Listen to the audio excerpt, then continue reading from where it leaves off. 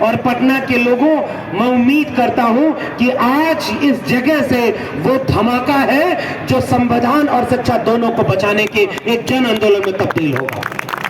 और इसके लिए मैं आप सबका शुक्रिया अदा करना चाहता हूं। वो नहीं बोले क्योंकि उनको उम्मीद थी कि अगर हम बोल देंगे तो अगली बार फिर कभी हमें नौकरी नहीं मिलेगी। और हमारे साथी जितने भी वक्ता आए वो भी तो ये शिकायत कर रहे थे कि इसी परिसर में बहुत सारे लोग होंगे जो नहीं बोल रहे हैं, मगर आप यकीन मानिए कहीं पीछे कान देकर सुन जरूर रहे होंगे, क्योंकि उनका दर्द यहां बयां हो रहा है।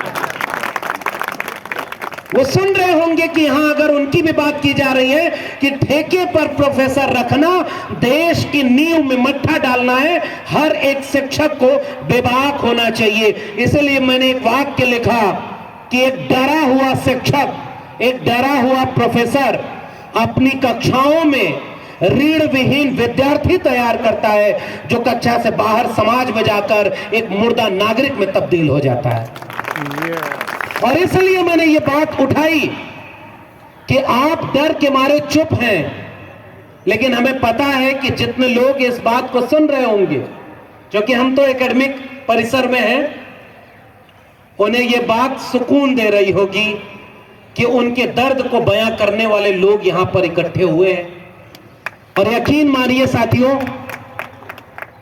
भगत सिंह जब अपने जुनूनी लोगों का संगठन बना रहे थे तो सैकड़ों लोग उस संगठन में नहीं शामिल थे, चंद लोग थे जो उंगलियों पर गिने जा रहे थे। बाबा साहब तो कई बार अकेले पड़ गए, उनके पीछे कोई बहुत कारवां नहीं चला, उनके सामने तो उन्हीं के समाज के लोगों को विरोध में खड़ा कर दिया गया।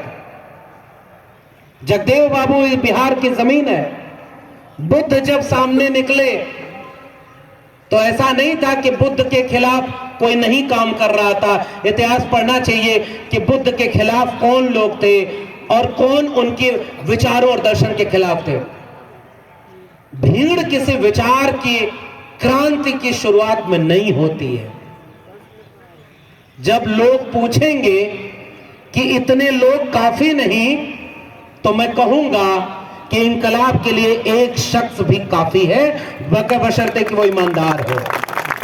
तो आप तो इतने लोग खड़े हैं, तो उनके भी हिस्से की लड़ाई हम लड़ रहे हैं। जब इस मुल्क में जंगे आजादी लड़ी जा रही थी तो पूरा मुल्क सड़कों पर नहीं था।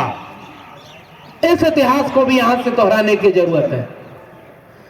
बहुत सारे लोग थे जो चुपचाप अपने घरों में बैठकर इंतजार कर रहे थे।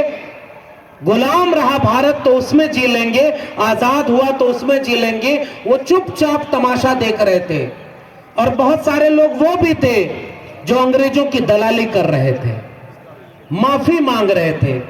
लेकिन थोड़े से लोग वो थे जो कुर्बानियां दे रहे थे, फांसी के तख्ते को चूम रहे थे, गोलियां खा रहे थे, सड़क पर लड़ रहे थे। लेकिन जब मुल्क आजाद हुआ तो सब आजाद हो गए, वो भी जो गुलामी में जी रहे थे और वो भी जो चुपचाप दूर बैठकर तमाशा देख रहे थे। फर्क केवल इतना होता है, आपको और हमको अपनी जगह चुननी है। उन तानाशाहों के दरबार में जाकर झुक जाए या चुपचाप अपने कमरे में बैठकर तमाशा देखें, या जुनून सामने ला करके ऐसे दीवानों की भीड़ में शामिल हो जाएं कि गलत को गलत बोलेंगे और सही के लिए लड़ेंगे। आप सोचिए, एक प्रोफेसर को क्यों तैयार किया जाता है। अभी वेद भाई ने एक तो इतना इंटरव्यू यहां से ले लिए, ज्यादा माहौल तो बिहार ने बना दिया और मैं इसके लिए बहुत शुक्रिया अदा कर रहा हूं। मुझे भी असल में पता नहीं था कि मेरी नौकरी छीन ली जाएगी तो कितना फर्क पड़ेगा लोगों को, यह हमें नहीं पता था। हमें इस बात का अंदाजा नहीं था कि लोग उस पर कोई प्रतिक्रिया भी देंगे कि नहीं। लेकिन मैं आज इस पटना कॉलेज के मैदान से देश भर के उन हजारों लोगों को सलाम करना चाहता हूं जो आज की तारीख तक 500 से ज्यादा जगहों पर राष्ट्रपति के नाम ज्ञापन दे चुके हैं, प्रोटेस्ट कर चुके हैं, सड़क पर उतर चुके हैं। ऐसे तमाम लोगों ने मिल करके हमें हिम्मत दी है। हमने कहा कि बिना किसी ऐसे लाग लपेट के अगर विचारों को इतना साथ मिल सकता है तो क्यों ना एक मुहिम छेड़ दी जाए। अगर इस देश में इतने लोग भी अगर जागरूक और ताकतवर हैं तो फिर इतने लोग तो बहुत हैं किसी भी तरह का बदलाव लाने के लिए। और इसलिए हिम्मत मिली। निराश तो मैं भी हुआ। और मेरे कलीग का आपने इंटरव्यू सुनाया, वो इंटरव्यू बोर्ड में बैठे थे। अच्छा, वो तो इंटरव्यू बोर्ड में बैठे थे इसलिए बहुत कुछ कह नहीं सकते। मैं तो इंटरव्यू से ढकेल के बाहर कर दिया गया हूं, तो जो नहीं कहना है वो भी बताऊंगा लोगों को। उन मूर्खों को इतना नहीं पता था कि अगर तुम्हें मुझे कंट्रोल करना था तो मुझे बुलाकर नौकरी दे दिए होते। मैं चुप हो गया होता। उन्हें यह पता ही नहीं कि आप हमें नौकरी न देकर हमारी बेड़ियों से आजाद कर दिए। अब तो हम खुल करके तुमको ललकारेंगे और तुम्हारे काले कारनामों को जनता को चल करके बताएंगे। क्या होता है उस इंटरव्यू में? मैं इंटरव्यू बोर्ड में गया तो वहां सारे लोग जानने पहचानने वाले, जो इंटरव्यू लेने आने वाला सब जानते पहचानते, जितना नहीं जानना चाहिए उससे ज्यादा जानते थे। यही तो मुश्किल थी, क्योंकि वो जेब में पर्ची लेकर आए हुए थे।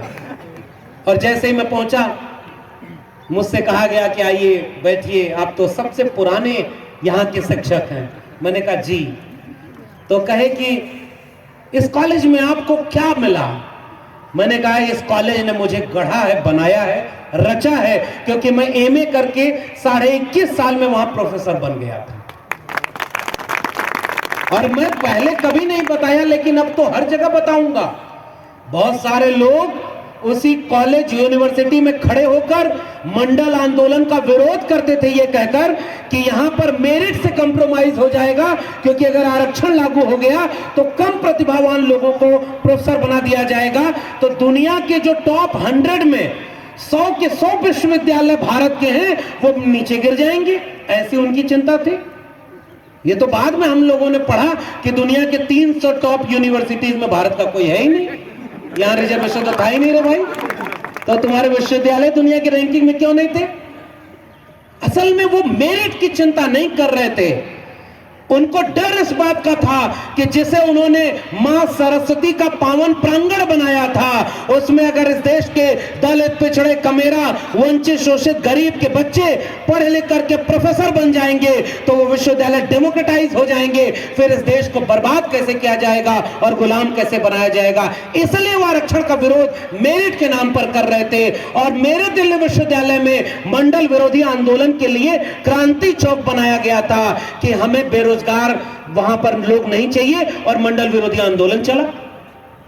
तो उसी विश्वविद्यालय के लोगों से मेरा एक सवाल है, आज उस विश्वविद्यालय में एक गोल्ड मेडलिस्ट को 100 में 96 नंबर वाले एपीआई वाले को उस नौकरी से निकाला जा रहा है और 100 में 52 नंबर वाले को वहां प्रोफेसर बनाया जा रहा है। बताओ तुम मेरिट की चिंता करने वालों कहां सोए हुए हो? कहीं नाली के गैस से चाय बनाने में लग गए हो क्या? भाई अगर मेरिट की चिंता होगी तो चिंता होगी ना विश्वविद्यालयों की कि खराब मेरिट वाले क्यों प्रोफेसर बनाए जा रहे हैं। और तब वो सारे लोग जो अपने पर्ची लेकर के आते हैं, अब इस इंटरव्यू का खेल समझिए, इस बात को बताना जरूरी है, कोई मेरिट का इम्तिहान नहीं। तो उन्होंने पूछा कि भाई आपको इस कॉलेज से क्या मिला? हमने कहा कि इस कॉलेज ने हमें बनाया है, विश्वविद्यालयों ने हमें बनाया है। और मैं तो किताब एक लिख रहा हूं बाकायदे 14 साल के अपने पूरे जीवन पर, और उसका नाम ही मैंने रखा है ठेके पर प्रोफेसर।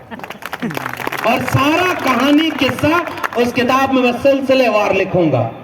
और वो कोई खुशी का किस्सा नहीं, इन 14 वर्षों में हमने अपनी आंखों से इन विश्वविद्यालयों को खंडहर बनते देखा है, इसलिए हम उसका किस्सा दुनिया को समझाने के लिए वो किताब लिखना चाहते हैं।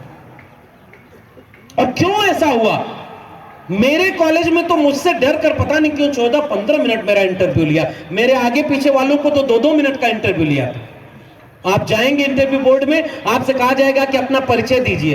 अरे परिचय तो तुम्हारे सामने रखा रहता है, फिर भी परिचय दीजिए। और उसके बाद वो कहते हैं कि अच्छा आप किस विषय पर पीएचडी कर रहे हैं बताइए।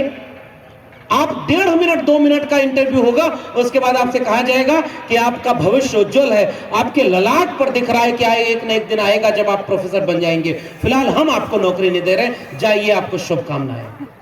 ये इंटरव्यू हो रहा है। अब आप सोचिए ना, एक दिन में 100 लोगों का इंटरव्यू लेते हैं वो।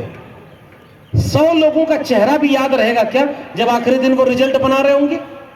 रिजल्ट यहां पहले से बन चुका होता है, तो वहां पर केवल फॉर्मेलिटी करते हैं। मैं बार बार चिंता कर रहा हूं कि वो कहां गए देश के बचाने वाले लोग जो मंडल आंदोलन का और आरक्षण का विरोध करते थे। आपके यूनिवर्सिटीज में बेहद घटिया लोग अब प्रोफेसर बनाए जा रहे हैं, क्योंकि वो जिसकी सेटिंग है, जिसकी रिश्तेदारी है, जो विचारधारा से उनका है, जिसका नाम वहां से है, वो सारे लोग वहां प्रोफेसर बन रहे हैं। मैं तो दावे से कर रहा हूं, मेरे प्रिंसिपल की भी सीबीआई जांच कराई जाए कि वो रोज शाम को कौन सी शाखा में जाता है। और मैं एक बात कहता हूं, आप शाखा में जा रहे हो, इससे हमें कोई गुरेज नहीं, लेकिन मेरा एक सवाल है कि विश्वविद्यालय जिसका नाम ये यूनिवर्सिटी, यूनिवर्स से बना हुआ है, ग्लोबल नॉलेज होता है ना वो, तो अगर कोई शाखा में गया व्यक्ति किसी विश्वविद्यालय का कुलपति और प्रिंसिपल बन सकता है, तो कोई शाखा विरोधी उस विश्वविद्यालय का प्रिंसिपल क्यों नहीं बन सकता? क्योंकि प्रिंसिपल प्रोफेसर बनने की मिनिमम एलिजिबिलिटी में कहीं भी आरएसएस का नाम नहीं लिखा हुआ है। वो तो डिग्री है ना, पढ़ाई लिखाई की मेरिट चेक करनी है ना। क्यों? इससे चिंता किसी को नहीं होनी चाहिए। और एक और बात, इस देश में कभी भी शिक्षा व्यवस्था के लिहाज से कोई स्वर्ण युग नहीं रहा, कोई गोल्डन एरा नहीं रहा। पहले भी जिनकी सरकारें नहीं, उन्होंने भी बहुत घटिया अपॉइंटमेंट किए, उन्होंने भी विश्वविद्यालयों को बर्बाद किया। पहले भी हमारे भी लोग जो सरकारों में होंगे, वो भी विश्वविद्यालयों और शिक्षकों को लेकर के क्या नियम बनाते हैं। इसलिए हम ये कह रहे हैं कि कोई स्वर्ण युग नहीं था, लेकिन जितना मिलकर के 60 साल में बर्बादी नहीं की गई होगी, वो 60 महीने की बर्बादी कर दी गई है। अब ये 90 के बाद पहली बार इस देश के गरीब कमजोर मजलूम के बच्चे विश्वविद्यालयों तक पहुंच रहे हैं, तो उन्हें केवल खंडहरों वाली इमारत मिलेगी। वहां विश्वविद्यालय का माहौल खत्म हो गया, सिलेबस बदल दिया। और अब मैं इसीलिए कह रहा हूं, ये लड़ाई केवल मेरी लड़ाई नहीं है, मैं तो इस लड़ाई को आगे आकर इसलिए लड़ना चाह रहा हूं कि अगर ये बात हम भी नहीं दुनिया को बोलेंगे, तो यहां आप तो खैर पटना कॉलेज के पढ़े लिखे नौजवानों, और इसलिए हमने चुना कि नौजवानों के बीच आएंगे। हम और आप ये बात जानते हैं, आप यहां पढ़िए, बीए एमए करके पीएचडी में एडमिशन हो जाए। आपको पता होना चाहिए कि 97% नौजवानों को हायर एजुकेशन मुहैया नहीं हो पाती इस देश में, केवल 3% नौजवान हायर एजुकेशन तक आ पाते हैं। जिस समय हम और आप यहां बैठे हैं, उस समय हमारी उम्र का कोई व्यक्ति सड़क पर ठेला खींच रहा होगा, खेत में काम कर रहा होगा, कहीं मजदूरी कर रहा होगा, उसके हाथ तक कलम किताब पहुंची ही नहीं। हम 3% लोग हैं, और रिसर्च अगर एरिया तक जाएंगे या प्रोफेसर बनने तक जाएंगे, तो वो 0.5% पॉपुलेशन पूरे देश के नौजवानों की है। तो शिक्षा तो आज यहां पर खड़ी है, और उस तरह के लोगों की बात 0.5% वाली सच्चाई को अगर 99% के समाज को बताया नहीं जाएगा, तो कैसे पता चलेगा कि विश्वविद्यालयों को बर्बाद कैसे किया जा रहा है। मैं इलाहाबाद विश्वविद्यालय में जब पढ़ाई करता था, तो वहां कंपटीशन का तैयारी करने वाले लोग हुआ करते थे। 10 बाय 10 का कमरा, जिसमें आदमी और हवा पाने के लिए एक ही रास्ता होता है, कोई खिड़की नहीं, धूप वहां आती नहीं, और चुपचाप उस 10 बाय 10 के कमरे में एक कोने में किचन होता है, एक कोने में बेडरूम होता है, एक कमरे में ड्राइंग रूम होता है, और एक कोने में स्टडी रूम होता है। एक ही कमरे में उनका पूरा घर बसा होता है। ऐसी जगहों पर गरीब कमजोर घरों के लोग निकल करके जब पढ़ाई करने आते, तो वहां पर पता चला कि अगर हम वहां पर नई नौकरी मिले, तो घर वाले थोड़े ये समझेंगे कि सिस्टम खराब है, वो तो यही सोचेंगे कि हमारा बेटा बेटी खराब है, दुनिया को नौकरी नहीं मिल रही है, तुम्ही को नई नौकरी मिल रही है, तुम कहते हो सिस्टम में खराबी है। मेरे घर वाले भी यही कहा करते थे, परमानेंट नहीं हो रहा है, इसी में कोई कमी होगी। ये बात बताइए कि आप अगर कामयाब नहीं हुए, तो कौन मानेगा कि सिस्टम खराब है? सब लोग तो यही कहेंगे तुम्हारे में कमी होगी। हम इस देश और दुनिया को बनाना चाहते हैं कि नहीं, पूरा का पूरा सिस्टम खराब कर दिया गया है। और बहुत लंबी बातें चौड़ी बातें न करके टू द पॉइंट, जो सबसे बड़ी समस्या है वो ये है, जब दुनिया कोविड से लड़ रही थी, तो हमारे देश का निजाम आपदा में अवसर ढूंढ रहा था और 3 कानून पास करता है। किसानों की जिंदगी बदलने के नाम पर कृषि सुधार कानून, मजदूरों की जिंदगी बदलने के नाम पर मजदूरों के श्रमिक कानून, और तीसरी थी नई शिक्षा नीति। और सबसे बड़ी बुनियाद यह है, किसानों ने दूर से पहचान लिया कि किसानों सुधार कानून के नाम पर यह जो कानून बना है, यह हमारी फसलों और नस्लों को बेच देगा, बर्बाद कर देगा। 13.5 महीने वहां पर डट गए, दिल्ली को घेर लिया, 750 किसान शहीद हुए, मगर अपनी फसलों और नस्लों को बचने से बचा लिया। इस देश के लोगों ने कलम और किताब को बिकने से नहीं बचाया, और शिक्षा नीति बिना डिबेट के, बिना संसद में कोई बहस किए देश में लागू हो गई। केवल 3 क्लॉज बता रहा हूं शिक्षा नीति का। एक क्लॉज कहता है कि पहले यूजीसी बना करते थे, वो फंड देगी, सरकार पैसा देगी, तब विश्वविद्यालय चलेंगे। अब हेफा बना है, higher education funding agency, loan लेगा, पटना कॉलेज लोन लेगा हेफा से, कि 1 साल का इसका खर्चा अगर 50 करोड़ रुपए का है, तो 50 करोड़ रुपया हेफा से पटना कॉलेज लोन लेगा, और अगले 10 साल में किस्तों में इसको वापस चुकाना होगा। तब एक बात बताइए कि कोई भी कॉलेज जब लोन लेगा तो क्या ज्यादा लोन लेना चाहेगा कि कम लोन लेना चाहेगा? आप बताइए। ज्यादा क्यों लेगा? ज्यादा लेगा तो चुकाना पड़ेगा, तो लोन कम से कम लेगा ताकि कम से कम चुकाना पड़े। तो लोन वहां से कम लेगा, तो उसके बाद क्या होगा, खर्चा जो होगा उसको कैसे व्यवस्थित करेगा? 2 ही रास्ता है, खर्चा घटाओ और आमदनी बढ़ाओ। तो खर्चा घटेगा कैसे? 40% सिलेबस ऑनलाइन मोड में डाला जाएगा। वेद भाई यूट्यूब चैनल चलाते हैं ना, तो यहां तो कम से कम जागरूक करने के लिए ये लोगों के बीच जाते हैं। तो वो हमारे यहाँ मीडिया में कहा जाता है, अब ये लोग जानते हैं, खबर वो नहीं है जिसको सरकार दिखाना चाहती है, खबर वो है जिसे सत्ता छिपाना चाहती है, उसका काम ये लोग करते हैं। तो इसलिए इन तमाम लोगों को हम कहते हैं वो तो बिक गई है मीडिया, असली ये तो सोशल मीडिया वाले लोग, सोशल मीडिया के असली लोकतंत्र के चौथे खंभे बन गए। अगर ये ना रहे तो हमारी बात कौन दिखाएगा? इसी तरह से ऑनलाइन पोर्टल बन जाएगा और 40% सिलेबस स्वयं ऐप बन गया है, ऐप पर बैठकर घर में पढ़ाई होगी। ये बताइए, ये पटना कॉलेज बंद कर दिया जाए, यहां अंबानी और अडानी का एक शॉपिंग मॉल खोल दिया जाए, गांधी मैदान में लगा था मेला, इतना ट्रैफिक लग गया कि हमको देर हो गई आने में। और अगर यहां पर शॉपिंग मॉल खोल दिया जाए, सोचिए 2-3 उद्योगपति अगर इस सड़क से गुजरता होगा तो वो सब सोचता होगा और मुख्यमंत्री से कहेगा कि कितनी कीमती जमीन यहाँ खाली पड़ी हुई है, इसको हमको लीज पर दे दीजिए, हम यहाँ एक मल्टी स्टोरी मॉल खड़ा कर देंगे ताकि विकास दिखेगा। आपका विकास का ये मॉडल बनाया जा रहा है। इसलिए विश्वविद्यालयों की, स्कूलों की जमीनों को लीज पर दिया गया। ये इस देश का खतरा सबसे बड़ा है। और 40% सिलेबस ऑनलाइन मोड में चला जाएगा, तो आप घर बैठे पढ़ाई करिए और घर बैठे आपको डिग्री मिल जाया करेगी। तो डिबेट, डायलॉग, डिस्कशन और ये जो बातचीत का, संवाद का माहौल है, इन्होंने, गौतम आनंद ने कहा कि ये वो जगह है जहां से एक वक्त में जब तानाशाह सरकार हुई तो उसके खिलाफ, आपातकाल के खिलाफ यहां से क्रांति का बिगुल बजा था, और वो भी छात्रों और नौजवानों ने बजाया था। अगर विश्वविद्यालय न होते तो क्रांति कहां से होती? इसलिए मैं कहता हूं, कुछ सिलेबस तो एक समाज का बनाइए।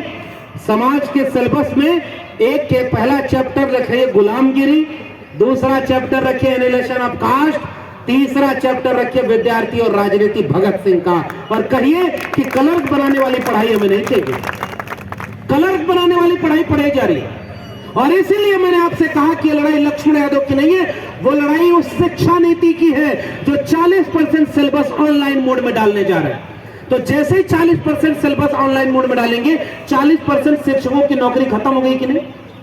एक YouTube पर वीडियो बनेगा, आप जाके उसे देखिए, न कोई डिबेट, न कोई डायलॉग, न कोई डिस्कशन, चुपचाप वही आप वीडियो देख करके अपनी डिग्री घर बैठ के लीजिए।